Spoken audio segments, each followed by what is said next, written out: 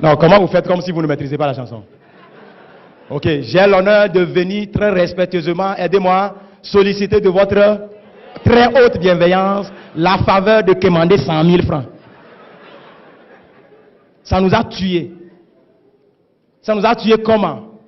On nous a dit, mon fils, ma fille, va à l'école, étudie très bien, et quand tu finis, il y a un bon boulot qui t'attend.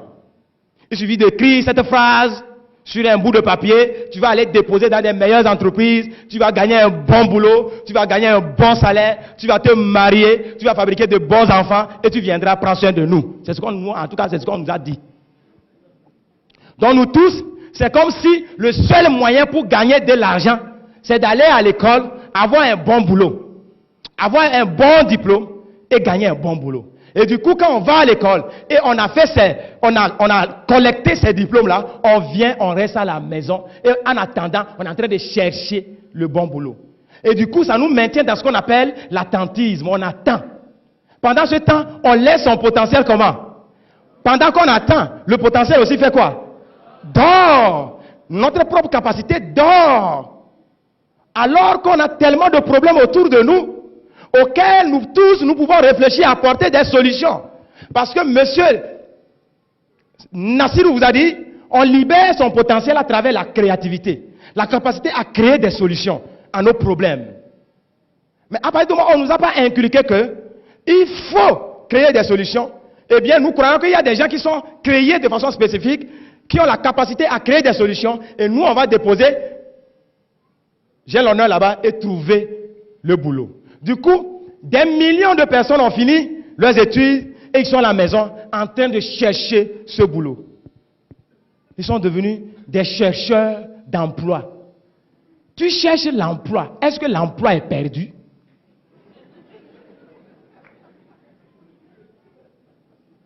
Au lieu qu'on forme, excusez-moi, au lieu qu'on forme des créateurs d'emplois, les créateurs de solutions, les créateurs de travail, on forme des chercheurs d'emplois.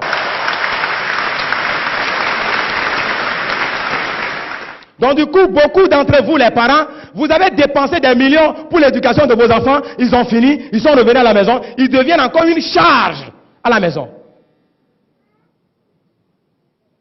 Puisqu'on lui a dit, il faut trouver un bon boulot. Au lieu qu'on lui inclut qu'il a toutes les capacités, quand il finit l'école, s'il n'a pas trouvé le boulot, il n'a qu'à créer lui-même son propre boulot. Et on attend. Oh, mesdames et messieurs, quand tu attends, tes problèmes aussi t'attendent. On va dire ça ensemble. Si tu attends, ça t'attend. Notez ça. On va répéter. Si tu attends, ça t'attend. C'est-à-dire, si tu attends, ça t'attend, ça veut dire, si tu attends, tes problèmes aussi t'attendent. C'est-à-dire, si tu ne fais rien, tu vas avoir beaucoup de problèmes, tu vas avoir envie de satisfaire à tes besoins, mais tu ne peux pas, tu vas souffrir. Donc tes problèmes aussi attendent. J'étais en Côte d'Ivoire, quand j'ai dit, si tu attends, ça t'attend, il y a un monsieur qui a dit, non, si tu attends, Satan t'attend. Satan représente quoi? La souffrance. Si tu attends, Satan t'attend au carrefour. Les problèmes t'attendent. À 30 ans, tu vas avoir le stress et tu vas mourir de diabète, de tension.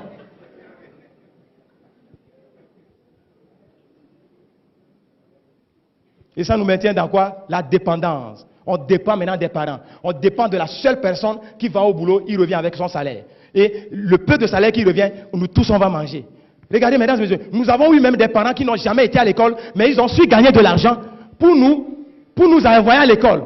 La plus forte raison, vous et moi qui avions été à l'école, qui connaissent maintenant comment s'exprimer en français, on doit gagner l'argent. Gagner de l'argent ne doit pas être conditionné par les diplômes.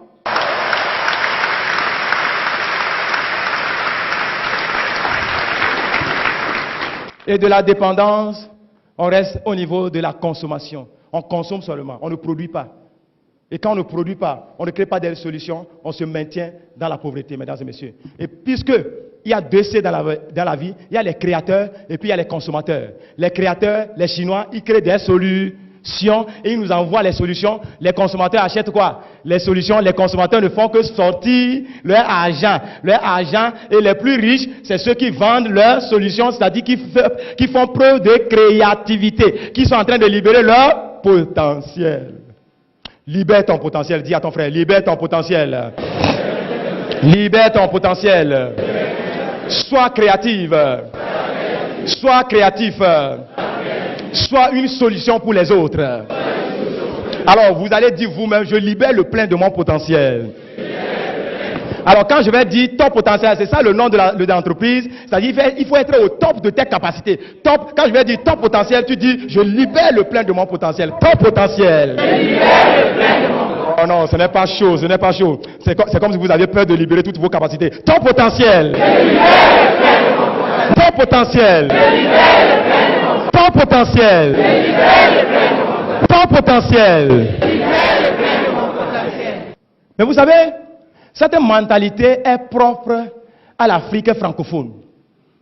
C'est vrai, nous disons depuis là que l'Afrique est en retard, mais je vous dis, au moins l'Afrique anglophone est en avance sur nous. Qui est d'accord? Au moins.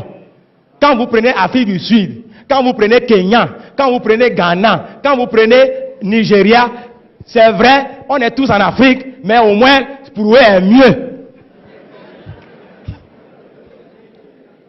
Tout simplement parce qu'ils font preuve de créativité. Ils sont plus entreprenants. On ne les maintient pas dans la mentalité de bureaucratie. Entre-temps, je suis allé au Nigeria pour voir un peu comment la mentalité se passe là-bas. Parce que moi aussi, je suis africain francophone, 100%. Mais ma mentalité a changé très tôt. C'est ça qui a fait la différence. Alors quand je suis allé au Nigeria surtout, mesdames, j'étais choqué. J'étais même aigri au début. Je vois l'étudiant, suivez attentivement, l'étudiant nigérian vient en classe en voiture 4x4 new, pas acheté au port. Hey, le premier jour quand j'ai vu, il dit, hey, parfois moi je pose la question, are you a student? Il dit, ah, pourquoi tu poses cette question? What is your secret? Quand tu lui poses la question, quel est ton secret? Il va te dire, hey, one leg in school, another leg in business. Notre mentalité ici, notre culture ici, notre philosophie, l'éducation qu'on nous a donnée très tôt, c'est qu'un pied à l'école, l'autre pied se trouve où? Dans les affaires. Et c'est ce qui me permet, moi étudiant, ce n'est pas papa qui m'a acheté la voiture, moi étudiant, je peux m'acheter ma propre voiture, neuve. Mais chez nous ici, quelle est la mentalité? Two legs in school, bien collés, c'est-à-dire 2 pieds à l'école, bien collés. À la fin des études, les two legs reviennent aussi à la maison, bien collés à la maison. On regarde la télévision, on mange, on insulte les parents, on insulte les présidents. On croit que c'est eux qui ont fait quelque chose. Maintenant, l'anglophone, quand il a fini ses études, étant donné que l'habitude est une seconde nature, s'il cherche l'emploi et il trouve cet emploi, il le fait très bien. Parce qu'il se dit, ça c'est ma contribution en tant que fonctionnaire pour le développement de ma nation. Il le fait très bien. S'il est ingénieur en informatique, ingénieur en il le fait très bien, mais il fait toujours one leg in office, another leg in business. C'est ce qui lui permet de ne pas faire trop de prêts et construire sa maison, acheter sa voiture, s'occuper de ses enfants sans avoir les soucis financiers.